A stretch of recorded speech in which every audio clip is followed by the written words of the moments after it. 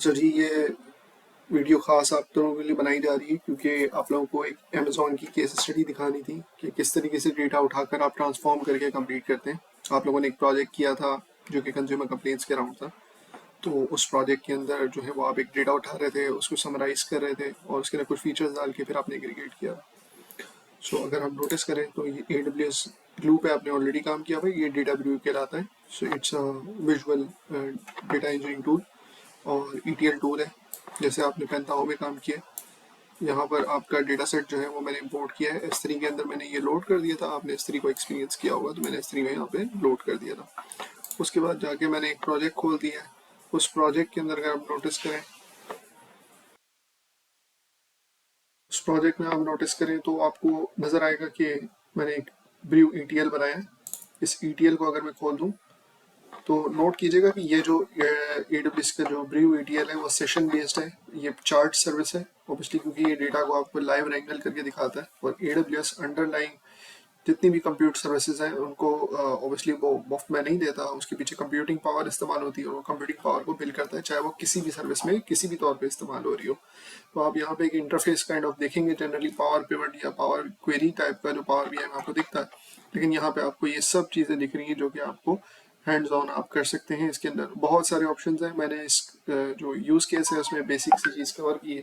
So once یہ load ہو جاتا ہے تو میں آپ کو شیئر کرتا ہوں کہ کس طریقے سے اس کے اندر میں نے اسٹیپس کیے ہیں. مین وائل یہ لوڈ ہو رہا ہے تو کچھ یہ آپ کو انسائٹس دے رہا ہے. آلدو یہ آپ کی ڈیٹا کی اسکیما اسٹیٹسٹکس پروفائلنگ یہ کمپلیٹ چیزیں یہ رکھ لیتا ہے اپنے پاس.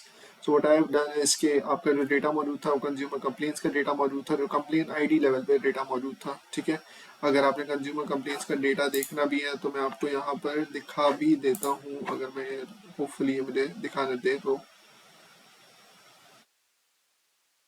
Launching it up. یہ ایک آبجیکٹ ہے بکٹ. اس کو میں اگر کھول لوں یہ مجھے اوبیسلی باہر سے ایکسیس نہیں کرنے دے رہا. لیکن اگر میں آپ کو اس کی ایک فائل دکھا دوں یہ کنزیومر کمپلینس کا 26K کا ایک ڈیٹا ہے. اس کو میں google.com ڈال دوں اور 26 کنزیومر کمپلینس گٹ hub data. So I guess یہ ڈیٹا تھا موجود تھا جو گٹ ہب کے اوپر موجود تھا. اس ڈیٹا کو میں نے یہاں پہ اپلوڈ کر دیا. ٹھیک ہے. سمپل کیس اسٹڈی بنانے کے لیے. اب میں پروجیکٹس پہ دوبارہ آتا ہوں. بریو ای ٹی ایل پہ آتا ہوں تو یہ اپنے پروسیسنگ کو کمپلیٹ کر چکا ہوگا. ہوپ فلی آگے بڑھ جائے گا. مین وائل یہاں پہ یہ سیمپل ڈیٹا شو کر رہا ہے. So here it is.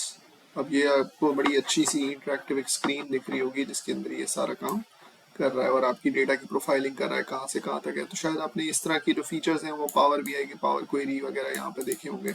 تو ہوپ فلی آپ کو یہ ایک اچھا فیچر لگا ہوگا کہ ویو کے اندر بھی یہ آپ کو ایک کمپلیٹ اسٹیٹسٹکس دے رہا ہے. آپ سملر قسم کا جو ہے وہ یہاں پہ کالم سلیکٹ کر سکتے ہیں ہٹا سکتے ہیں اپنی مرضی سے سلیکٹ کر سکتے ہیں. آپ کو یہ پورا پریویو دکھا رہا ہے کہ اس میں ٹوٹل کتنی روز جو ہیں وہ پریویو میں دکھا رہا ہے آپ کو.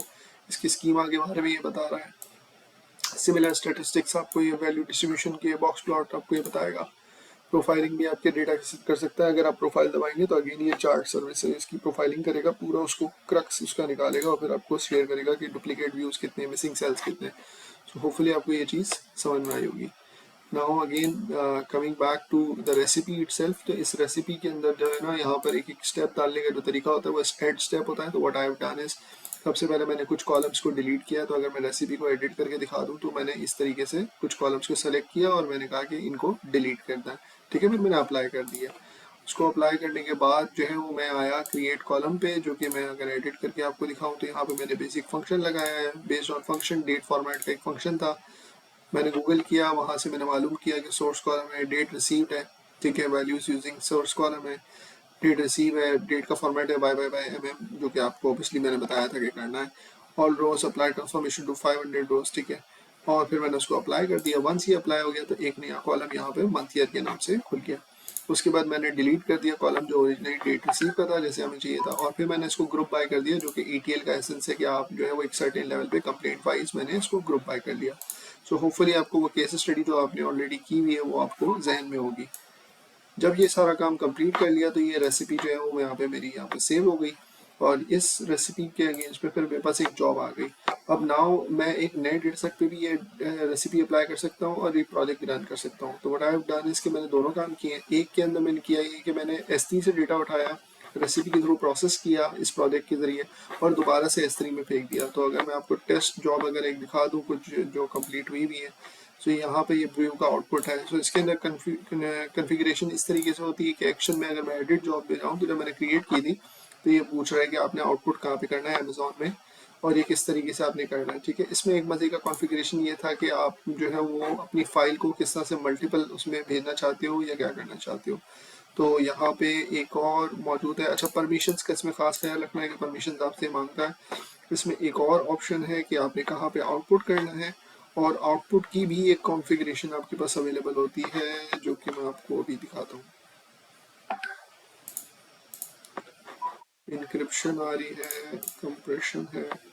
एक आउटपुट की एक और जो है हमारी वो होती है जिसके अंदर वो ये बताता है कि मैं जो है वो एडिट जॉब करता हूँ। आई गेस प्रोबेबली यहाँ पे आ जाएगा। तो बहरहाल इसके अंदर एक ऑप्शन होता है जिसको हम अगर आप सेलेक्ट करें तो आपको ज़रा समझ में आएगा कि उसके अंदर वो जॉब की डिटेल्स पे आ जाऊँ। May be job settings, data lineage. हाँ, डेटा लाइनेज जो है वो आपका चीज़ को विजुलाइज करके दिखाता है कि S3 से उठाएगा, डेटा सेट ये होगा, उसके ऊपर टेस्टिंग व्यू का प्रोजेक्ट रन करेगा, उसमें ये रेसिपी इस्तेमाल हुई होगी और ये जॉब रन होगी और फेंकेगा S3 के अंदर। तो data lineage is something very good thing जो कि आप समझ सकते हो। जो ऑप्शन में जिसकी मैं बात कर रहा था वो ये है कि बेसिकली ये जब जॉब फेंकता है तो वहाँ पे जाकर ना मल्टीपल फाइल्स क्रिएट कर देता है। यू हैव एन ऑप्शन कि आप उसको जो है वो ब्रेक करके फाइल को रख दो। फॉर एग्जाम्पल बड़ा डेटा सेट है, मिलियन 1.5 मिलियन रॉज है, तो ये हजार रॉस की जो है वो मल्टीपल CSVs बना देगा। या आप चाहो कि 1 मिलियन रॉस की जो है वो एक ही CSV बने, तो वो ऑप्शन होता है। I'll figure it out and फिर आपके सामने शेयर कर दूंगा। सो ओवरऑल ये जॉब थी जिसको मैंने रन किया था। तो जॉब को रन करने के बाद उसने S3 के अंदर मेरा डेटा बनाकर फेंक दिया।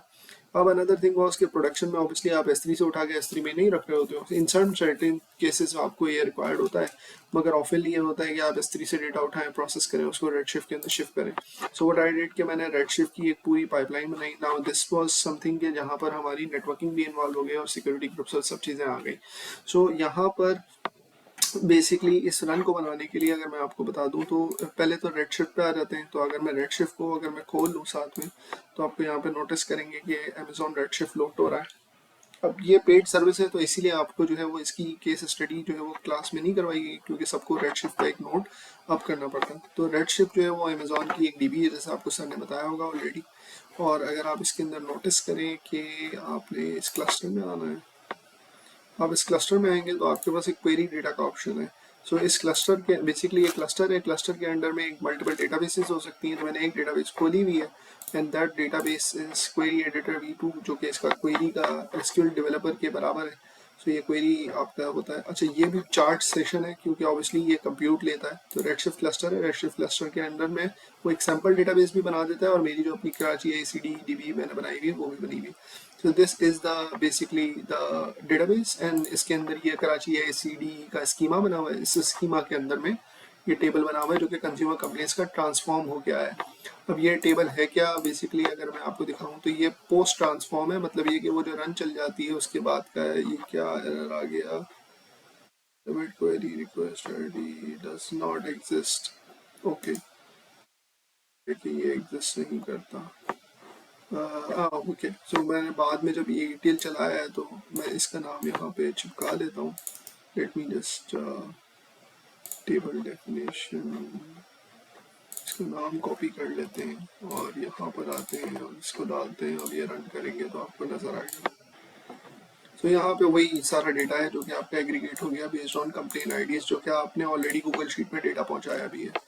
सो होपफुली कि यहाँ पे डेटा आया कैसे, अब ये मैं आपको बताता हूँ कि किस तरीके से यहाँ पे डेटा आया। सो बेसिकली इसके लिए रेडशिफ्ट के अंदर आपको जो है वो एक डेटाबेस क्रिएट करनी पड़ी थी, जो कि यहाँ से आती है, आपके पास क्रिएट डेटाबेस होती है, और फिर उसके अंदर क्रिएट स्कीमा किया था। क्रिएट टेबल मैंने नहीं किया क्योंकि ऑब्वियसली वो काम जो है वो डेटा व्यू को मैंने बता दिया था कि जब जॉब क्रिएट करी थी मैंने, तो उसके अंदर अगर आप सेलेक्ट करें और एडिट करें तो आपको ये पूछता है कि भाई आपने क्या करना है। तो मैंने क्रिएट न्यू टेबल कर दिया था और कंप्लेंट्स डेटा के नाम से किया था। ठीक है जी। रेड शिफ्ट का एक कनेक्शन बनाना पड़ा। तो अगर आप नोटिस करें कि आपके पास कनेक्शंस मौजूद होते हैं, आपके पास मल्टीपल कनेक्शंस हैं, तो रेड शिफ्ट का कनेक्शन क्रिएट करना पड़ा था, वरना आप यहाँ से जाके ऐड रेड शिफ्ट कनेक्शन यहाँ से कर सकते हैं। ठीक है, अमेजॉन रेड शिफ्ट सेलेक्ट करना है और आपने कनेक्शन ऐड करना है। कनेक्शन के लिए वही चीज़ें इस्तेमाल होती हैं जैसे आपकी डेटाबेस के लिए इस्तेमाल होती हैं। तो होपफुली आपको ये आइडिया ऑलरेडी होगा। और फिर उसके बाद जो है वो आपके पास नंबर ऑफ वर्कर्स आ जाते हैं, ये सब चीज़ें आ जाती हैं। अच्छा, मैंने इसको 2 पे लिमिट किया हुआ ताकि कम से कम यूसेज हो, लेकिन that actually increases the time. जब ये जॉब चलती है तो इसके बाद जो है वो डेटा किस में फेंकता है, रेड शिफ्ट के अंदर मेरे पास ये क्रिएट कर देगा डेटा।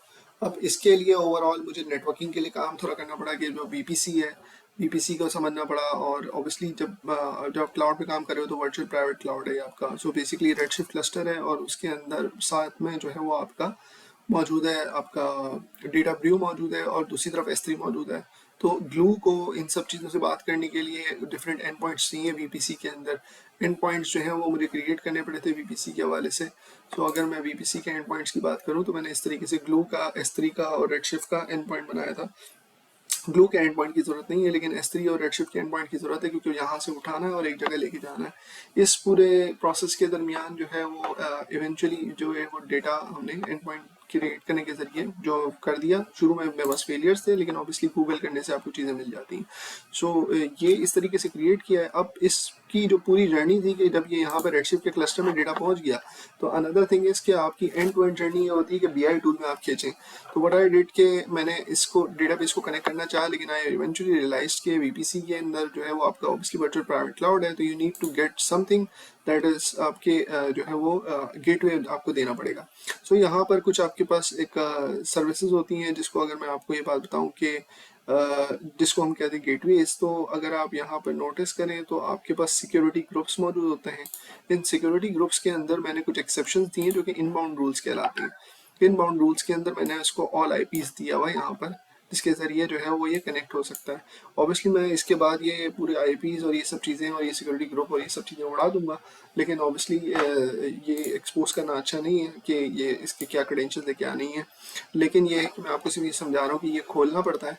एंड प्लस इसके अलावा रेडशिफ्ट के ऊपर जाओगे तो ऑब्वियसली आप जब आप देखोगे तो आपके पास एक इशू आएगा कि आप W से डायरेक्टली कनेक्ट नहीं कर सकते। उसकी वजह यही होगी कि आपके पास जो है वो कुछ प्रॉपर्टीज़ होती हैं जो कि अगर मैं बात करूं सो यहाँ पर आपके पास क्रिएशन में एक प्रॉपर्टी होती है जो कि आपको ये बताती है कि ये इस वक्त डेटाबेस जो है वो अलाउड है कनेक्ट होने को कि नहीं। तो let me just see this schedules maintenance।